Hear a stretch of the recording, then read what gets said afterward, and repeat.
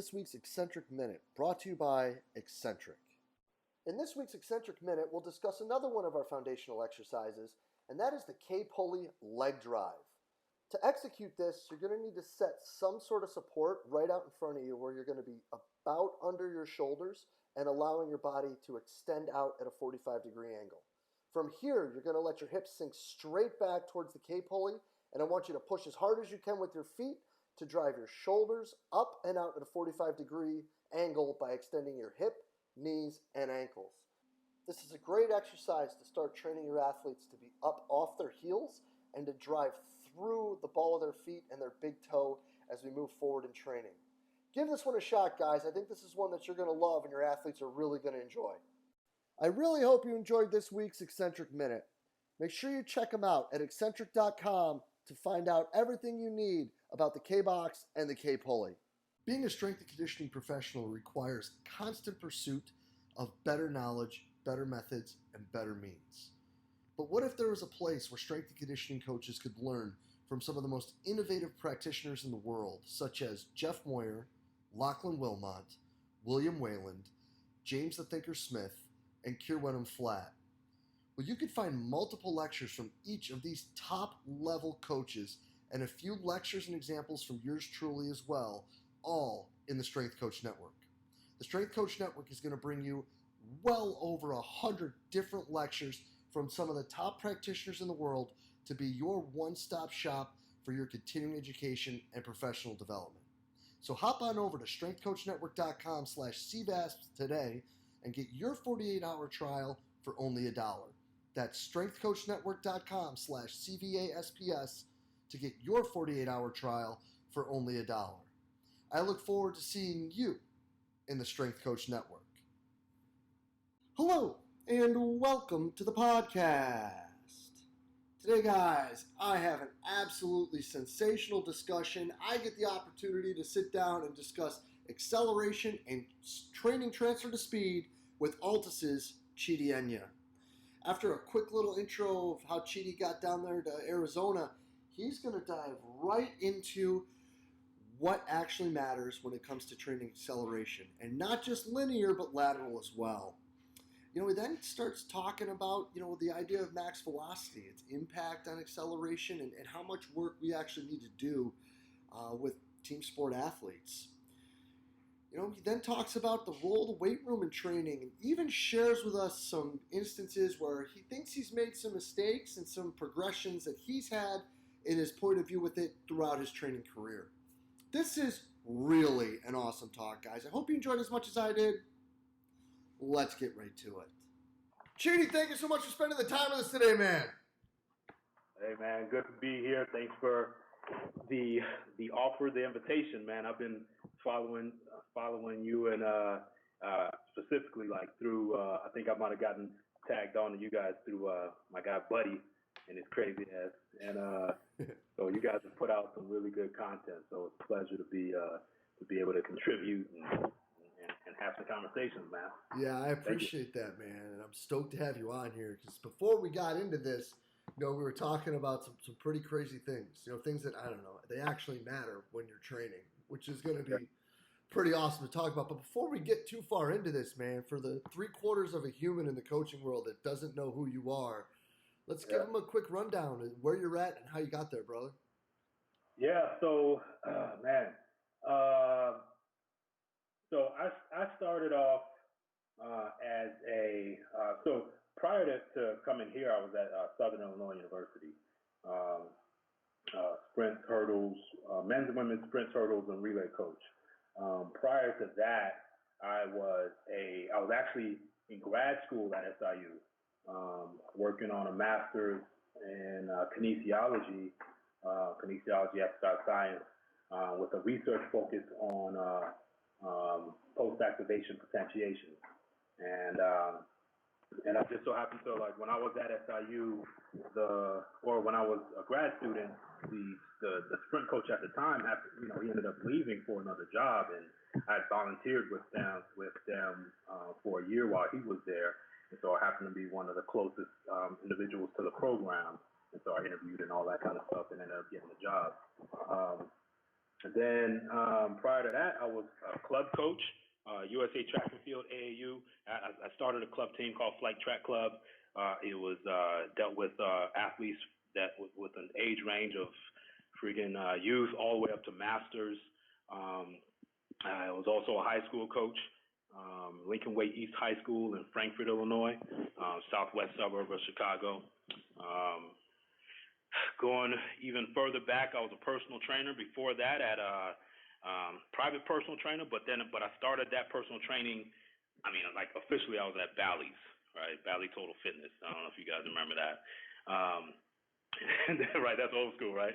And then before that, I so when I was an undergrad at Illinois State University, because I happened to be, if not the fastest, one of the fastest guys on the team. Um, I started working with guys then, like at a very small scale.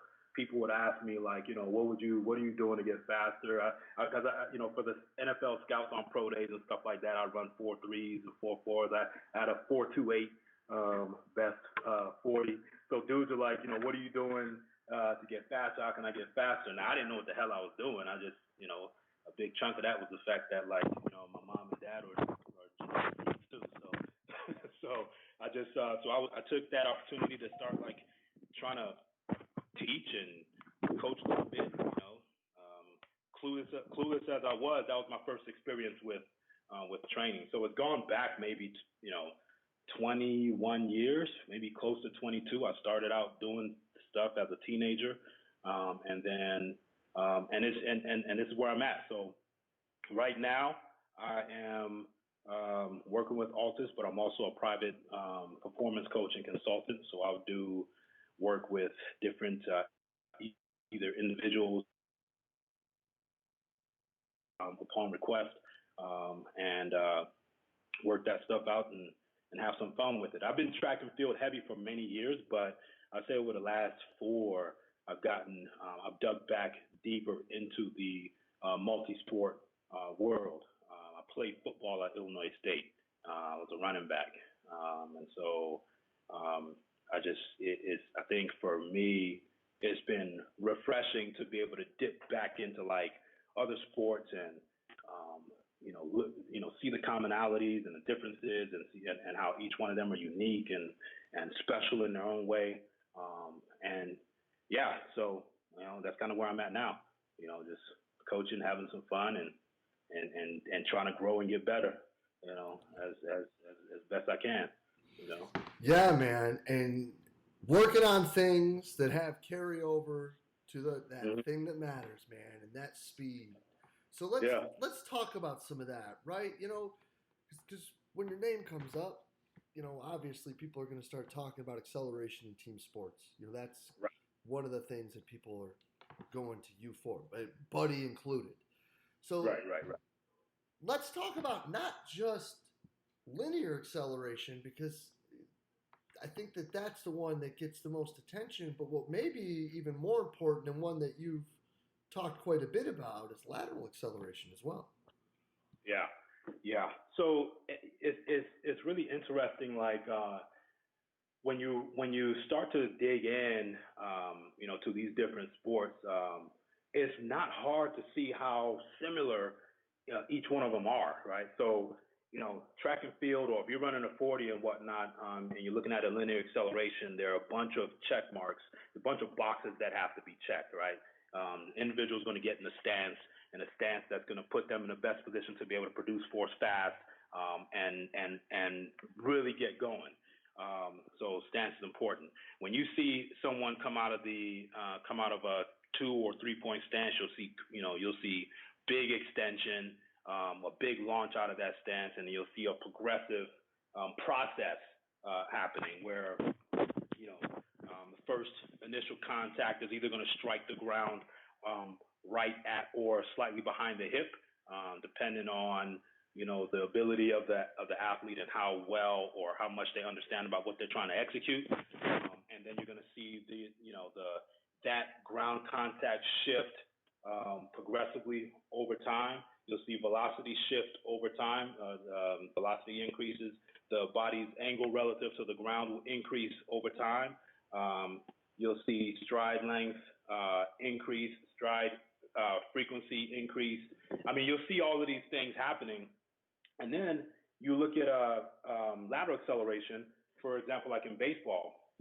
When you see a guy who wants to steal a base, the biggest difference there noted is just that they're in a lateral stance, right? So they're in a lateral stance.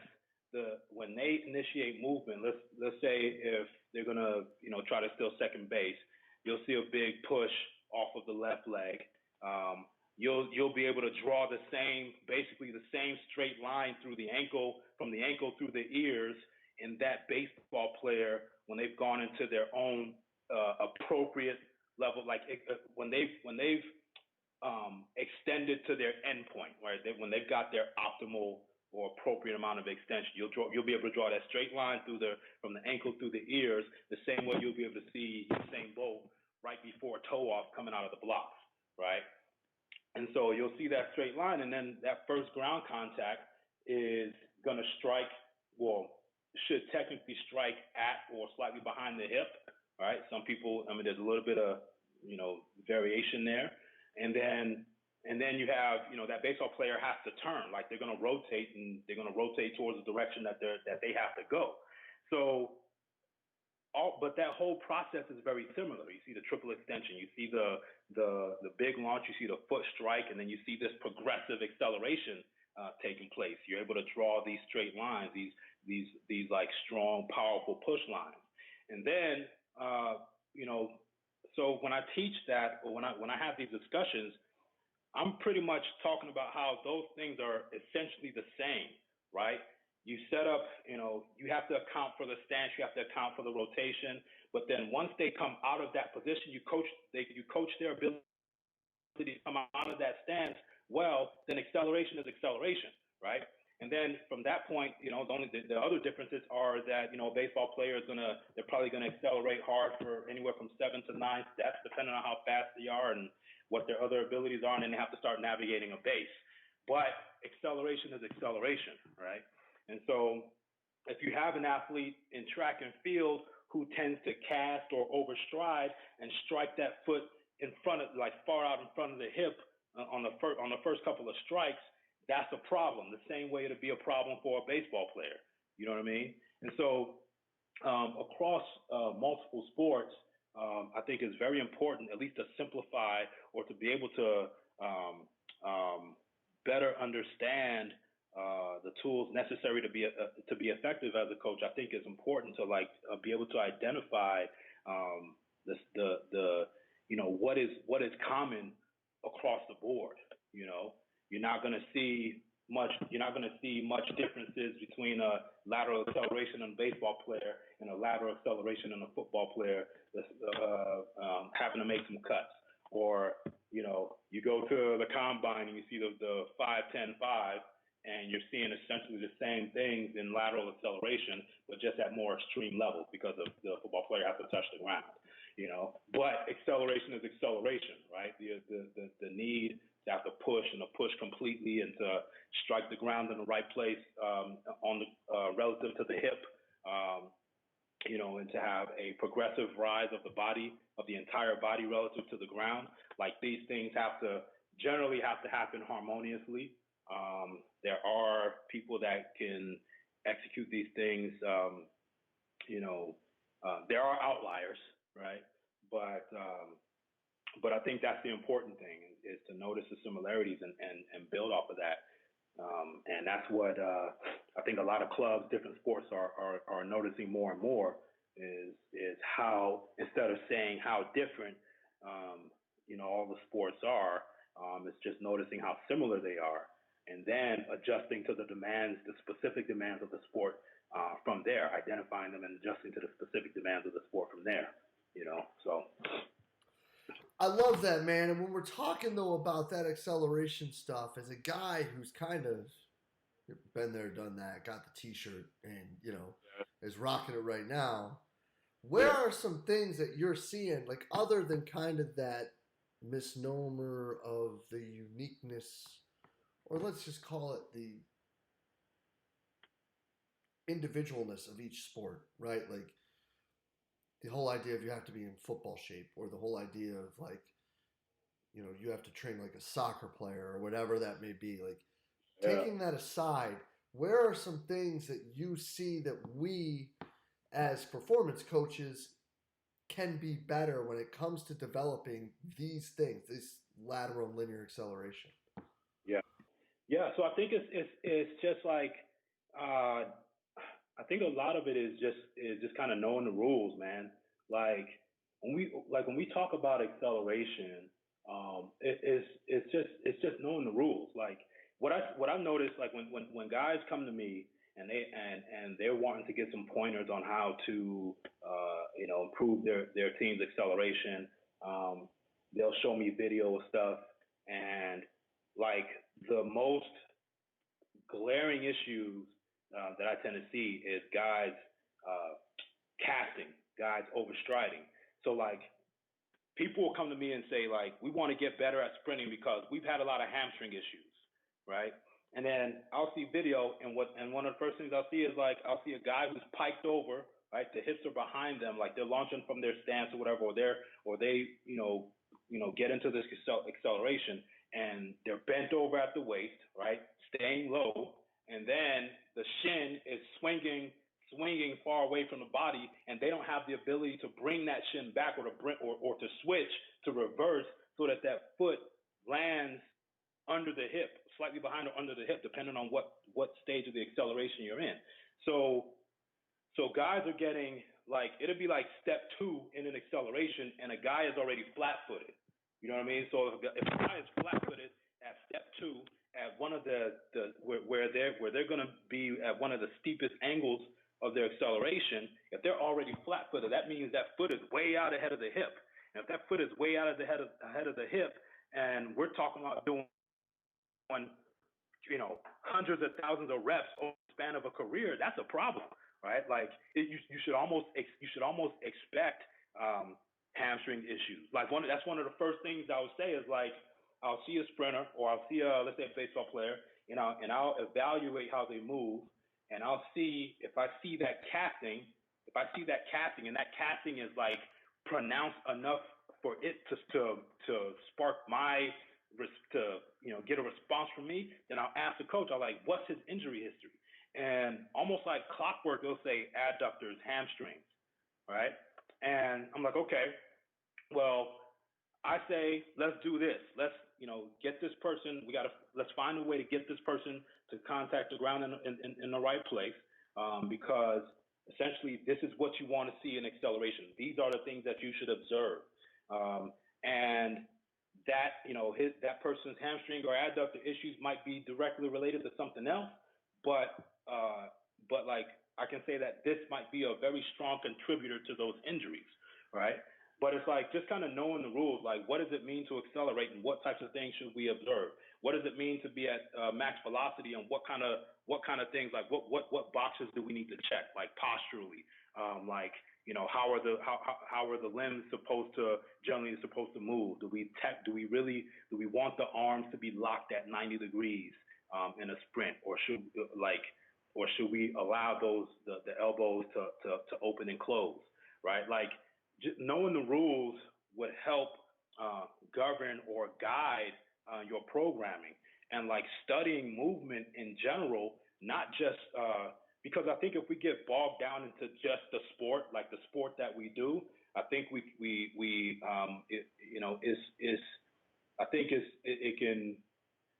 that's kind of like an over focus that I don't think is necessary, right? I think if we get like really good at being, being more general and saying, okay, because basketball players need to accelerate, they need to sprint. How much time they spend at max velocity is obviously not like a freaking track athlete. It's even different in basketball than football. It's different in basketball and football and soccer. How much time they spend at max velocity, those things vary. But like acceleration is acceleration, right? And so if we know what the standard should be in terms of what the principles are, the biomechanical principles are, then we can better understand or coach the nuances You know what I mean? And so that's kind of where I go at it. Like when I see a guy on the football field and they're having to make a lot of cuts and this, that, and the other, yeah, his movement is going to be different than like what you see in track and field. You know, his linear acceleration is likely going to be different than what you see in a linear acceleration in track and field. But what the differences are going to be like in range of motion. You know what I mean? But like as far as where the foot should strike and how they should progress and how velocity changes and how stride length and stride frequency change and all of those things are going to be very similar. You know what I mean? And so I think if we know those rules, if we know those principles, then we can be better at nuancing it or making or coaching skills more specific to or directly related to our sport. You know, so Yes. Yes. Because the general is that important to developing all of these things. Now, I want to, you ran right through something that I was like, yes, let's run down this rabbit hole. Something that has gained more and more clout, sexiness, whatever we want to call it, is training more towards max velocity, training people in these high level speed outputs. And its impact on acceleration. What's your take on that? How much of this max velocity work do you think can help acceleration, if you do see it help acceleration? And if you do or don't, what do you see positive and negative from it? Yeah, so I think it does, but I don't. But I wouldn't say that. Like I kind of look at it from both ends. Like I think acceleration. I believe acceleration influences max velocity, and max velocity influences acceleration. So acceleration, in order to like how acceleration influences max velocity is in the amount of energy spent, like in an efficiency sense, right? So if you can come out of stance and you're hitting the right positions, right, and your acceleration is progressive and harmonious, like it's competent, then there's a greater chance of you having some competence at max velocity. You know what I mean? There's a greater chance of you assuming, the good posture for any given athlete at max velocity. So so that's how, for me, acceleration feeds max velocity. Now, max velocity is the most violent, basically the most violent stage of sprinting that you can imagine, that you can experience, right? Super high limb velocity, super high forces on the ground, times, I want to say maybe seven or anywhere from 5 to 8 times body mass. And so max velocity work, if we're doing that right and we're doing it well, that should technically lead to an athlete becoming faster. If an athlete is getting faster, that means that it should feed into an athlete's rate of acceleration, right? So like if a dude can hit, 25 miles per hour, right? That person's acceleration should be pretty ridiculous because of that. That person's acceleration should be more impressive and more violent than if that person only had a 23 mile per hour max velocity.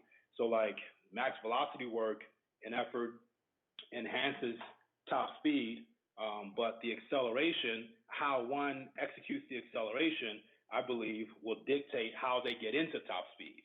You know what I mean? And then how much someone does of either one of those is dependent on what sport they play. I don't think like if you're playing soccer or if you're playing football or baseball or whatever, that you should never touch it, but obviously you're not going to touch it like a track athlete. You're not going to touch it like someone who has to be there, who has to live in those max velocity zip codes, So, but I think that they feed each other, right? I don't think it's one or the other. Like, I think they feed each other. I feel like you can't have one without the other. Like you can accelerate, you can have the dopest acceleration on the planet, but if you're not like fast, you know, who cares? you know. That's perfect. So it's like, it is they feed each other. That's the way I approach it, and just kind of modify the volumes, um, um, based on the sport that I'm working with. Yeah, man. But then, so then the next kind of sexy, crazy, controversial topic, if we may. Yeah. So where do you see the weight room fitting in with that? Yeah. So the weight room supports the work we do in the field, right? So I made the mistake as a younger coach. And I'm still young. I'm 40, so whatever. But I grew up. You might be young at 40. I'm not young at 40. Okay. I'll take that back. But I see, like, when when I was growing up, I had this like fascination with the human body, man. But I was fascinated with bodybuilding. You know what I mean? Like I used to get all the Flex magazine, and what was it, Muscle and Fitness, and it was Muscle Mag, wasn't it? And so I was big into lifting weights, right? So for earlier in my career, particularly when it came to track and field, I used to overlift athletes, and I didn't realize that until you just kind of you follow what you're getting in results. Um, you talk to your mentors, your friends that are coaching, and try to make sense of like the type of results that you're getting and the type of training responses you're getting. And over time, man, I was just like, dang, I'm lifting these people too much. Like I started to overemphasize like lifting, and like the lifting I was doing was competing with the work I was doing at the track. And so then I just adopted the philosophy that says that you know if I uh, always choose the track. You know what I mean? Because that is the highest priority. The track work is the highest priority work that we need to do, or for whatever the sport is, like play the sport and whatnot. So its purpose is to we're hoping to create more robust athletes. We're hoping to be able to increase an athlete's capacity to produce force, right? So we're making athletes stronger, um, um, and hopefully making athletes more robust. But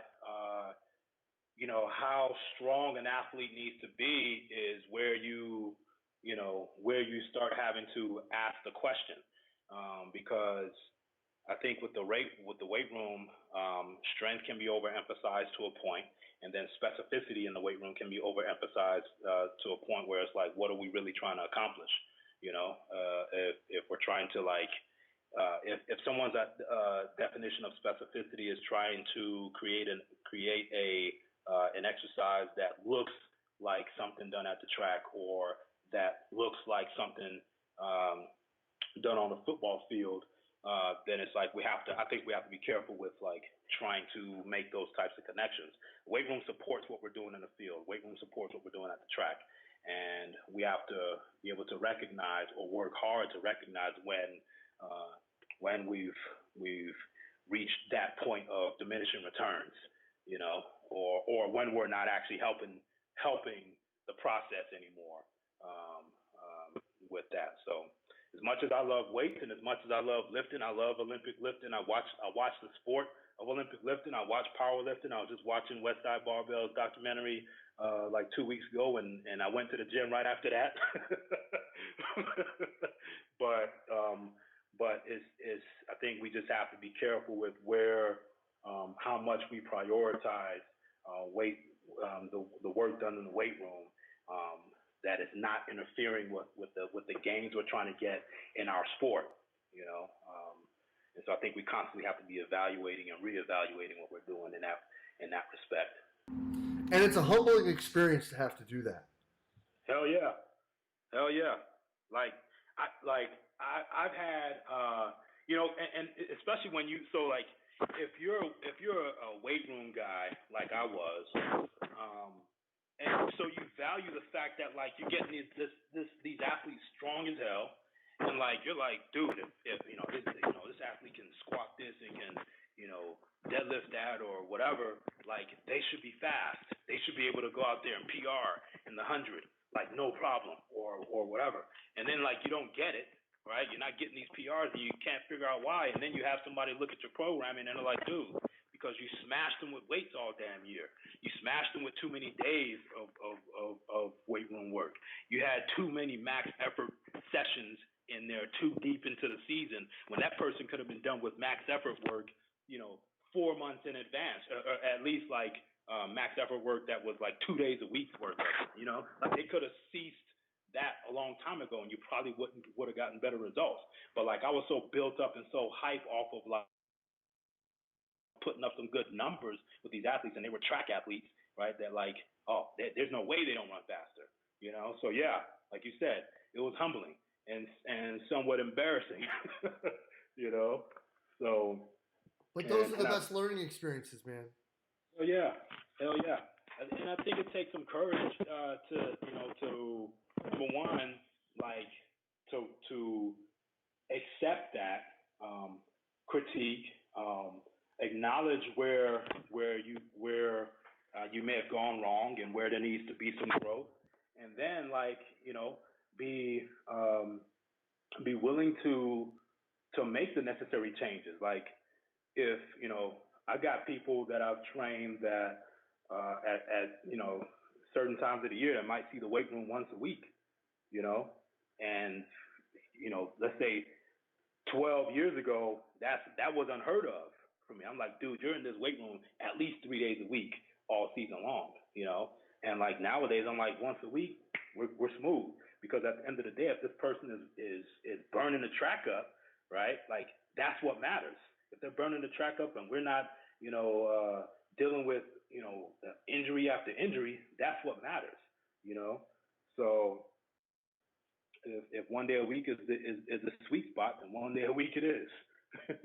No doubt, So man.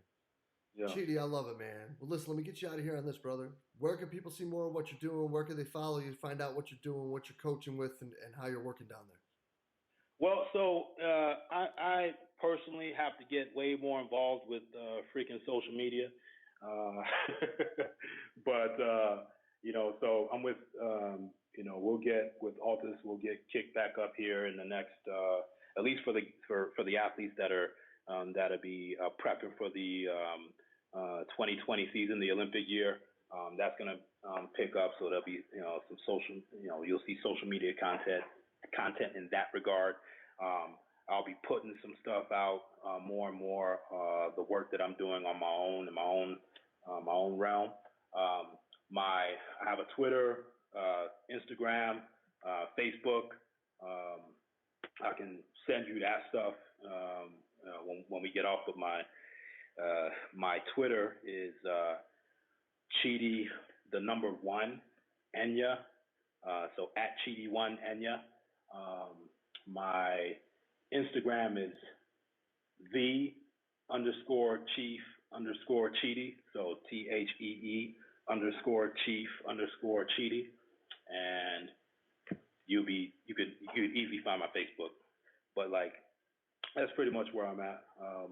And I can shoot you my email too, chidi.enya@gmail.com.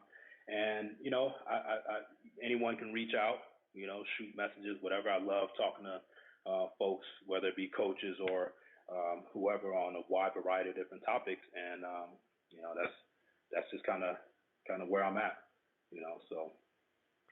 I love it, my man. This is sensational. Thank you so much for your time today, brother. People are going to love this. Hey, man, no problem. And like I said, thanks for inviting me on. And hopefully we can do another one, maybe another couple in the future. And but we'll definitely reconnect. I appreciate the work that you do, man. Big time. Appreciate that, man. Cheers. We'll be in touch real soon, buddy.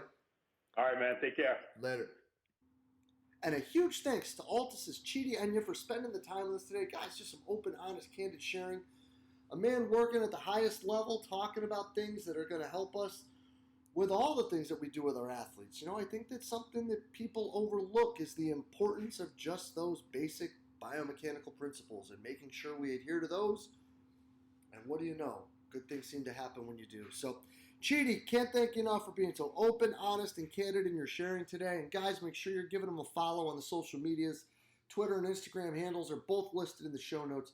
Make sure you're giving Chidi a follow because he's putting out some great stuff. And as always, guys, if you did enjoy the talk, please share it through the social media outlet of your choice, Facebook, Twitter, Instagram, whatever it may be. Again, as always, we are just trying to get the best information out there to all the great coaches that we can. And as always, guys, thank you for everything that you do for us here at Central Virginia Sport Performance. We will be back next week with another awesome guest. We will see you then.